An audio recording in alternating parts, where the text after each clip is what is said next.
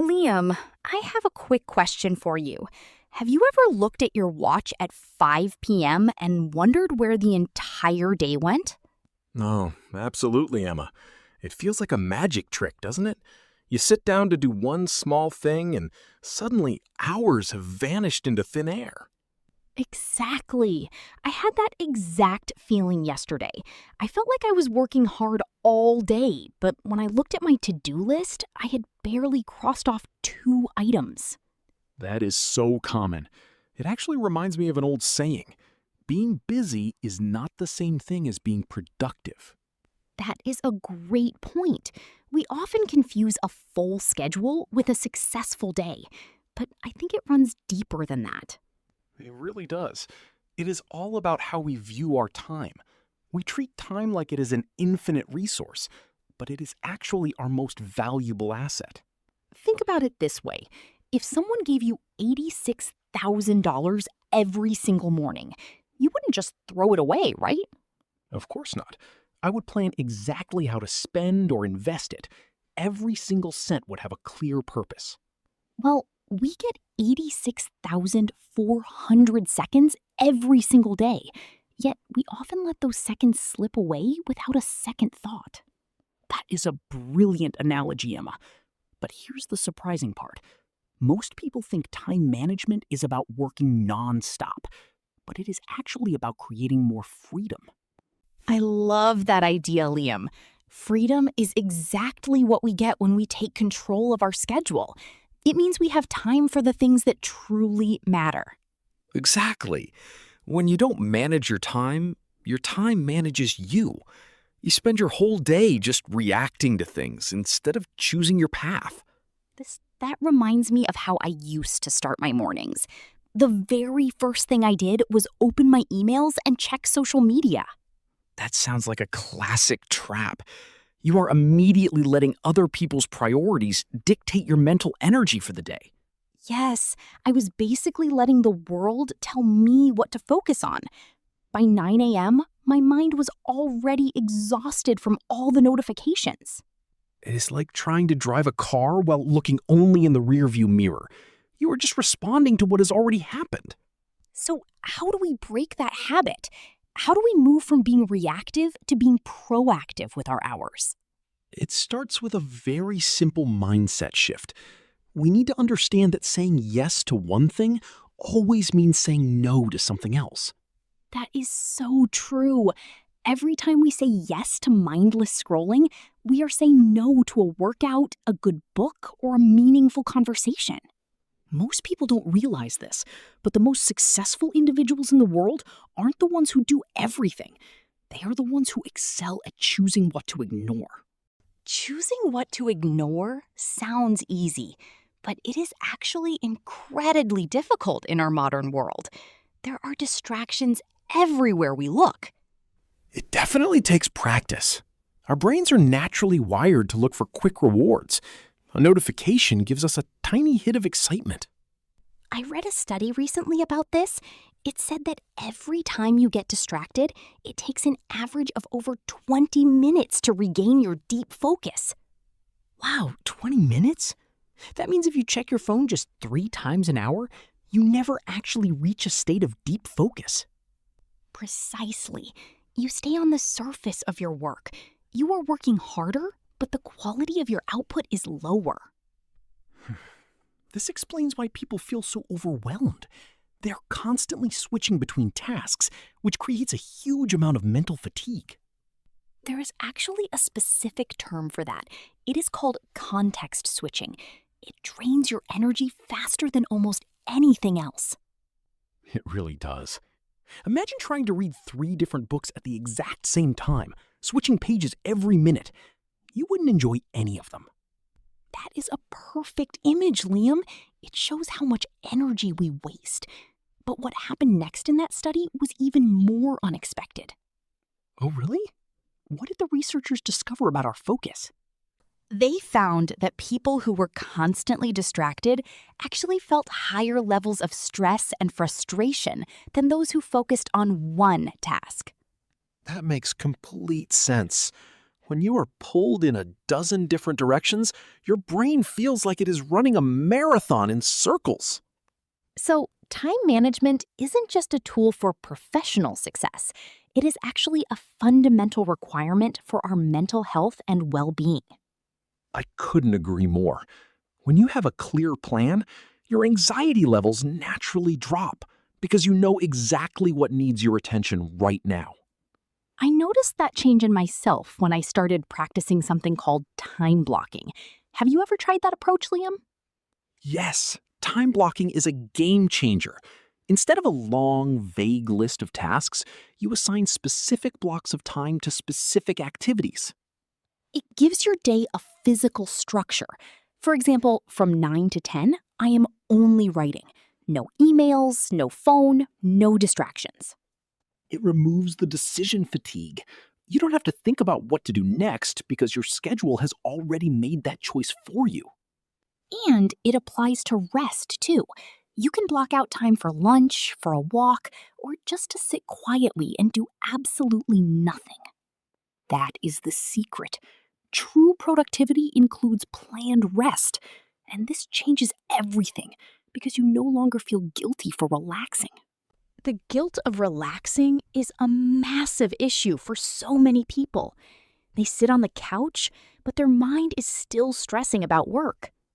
Exactly.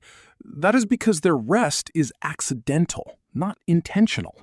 They are resting because they collapsed from exhaustion, not because they planned it. When your rest is planned, it feels like a reward. You can fully immerse yourself in the moment without that nagging voice in your head. It reminds me of a story about a famous woodcutter. He was working incredibly hard to cut down a tree, sweating and struggling for hours. Let me guess. A passerby walked up to him and suggested that he take a break to sharpen his axe. Yes, exactly. And the woodcutter replied, "I don't have time to sharpen my axe. I am too busy cutting down this tree." It is a classic fable, but it perfectly illustrates how we live our lives. We keep pushing forward with a dull tool because we think we are saving time. We don't realize that taking 30 minutes to sharpen the axe or to plan our day saves us hours of unnecessary struggle later on. It is an investment, not a waste. A few minutes of planning in the morning can save you hours of confusion in the afternoon. But here's the surprising part. Many people avoid planning because they think it makes their life too rigid and takes away spontaneity. That is a very common objection. People feel like a schedule turns them into a robot, moving from one box to another on a screen. But the reality is actually the exact opposite. Structure gives you freedom. When you finish your important tasks efficiently, you create free time. That free time is truly yours. You can use it to be spontaneous without worrying about overdue projects hanging over your head. Exactly. True spontaneity requires peace of mind. Otherwise, it is just procrastination in disguise.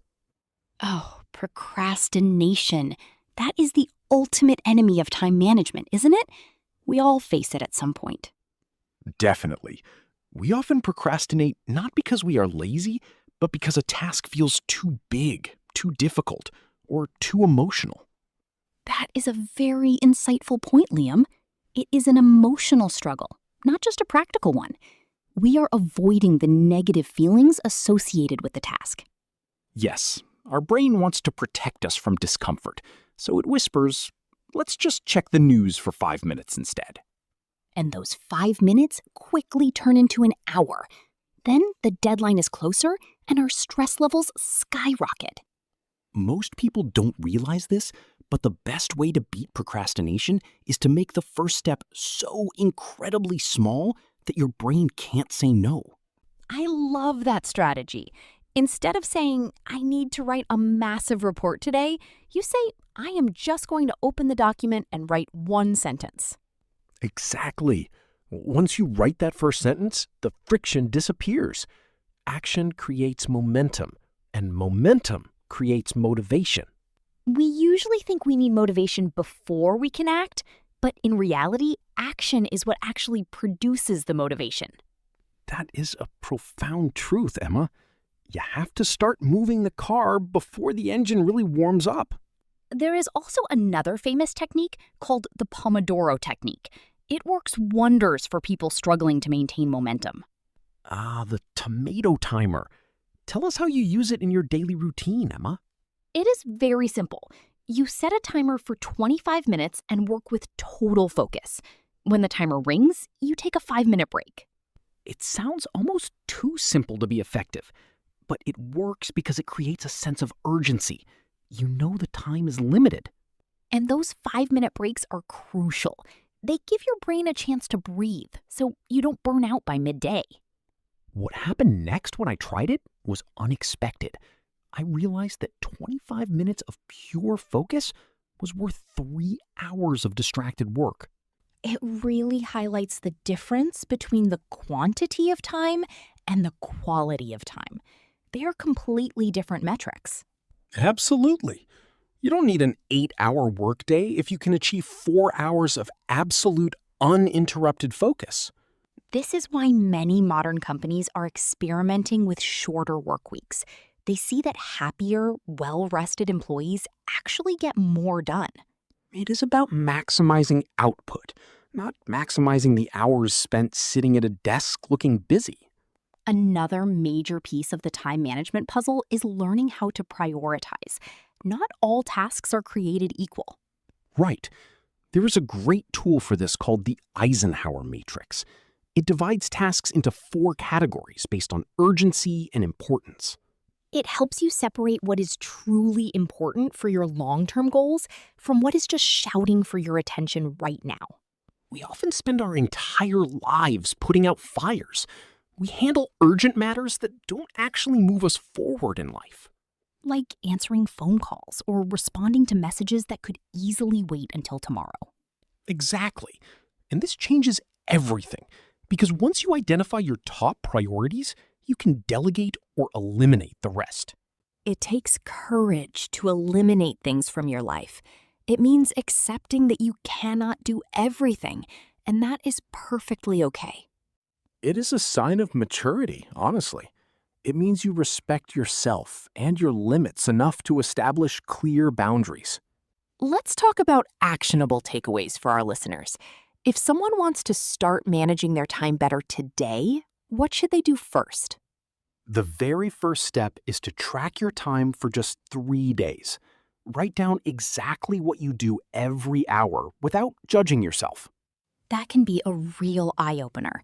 You might think you only spend 10 minutes on social media, but the data might show it is actually 2 hours. It gives you an honest picture of your current reality. You can't fix a problem until you know exactly where the leaks are. And the second step would be to plan your day the night before. Spend 5 minutes writing down your top 3 priorities for the next morning. That way, when you wake up, you don't waste energy wondering what to do. You can hit the ground running with absolute clarity. It creates a sense of purpose from the moment your feet hit the floor. You are in control of your journey. Most people don't realize this, but small daily improvements in time management compound over a year into massive life transformations. It is just like learning a language. You don't become fluent in a single day. It is about the small, consistent habits you practice every morning. Exactly, Emma. Managing your time is a skill. And just like any skill, it gets easier and more natural the more you practice it. It has been such an enlightening conversation today, Liam. Remembering that our time is limited really helps us appreciate every single moment. It really does. Time is the one thing we can never buy back. So let's make sure we spend it on things that bring us joy, growth, and fulfillment. Thank you for joining us today on SmartSpeak Podcast. If you enjoyed this conversation and learned something new, don't forget to subscribe and share this podcast with a friend. Keep practicing, keep improving, and keep speaking English. We'll see you in the next episode. Bye, everyone.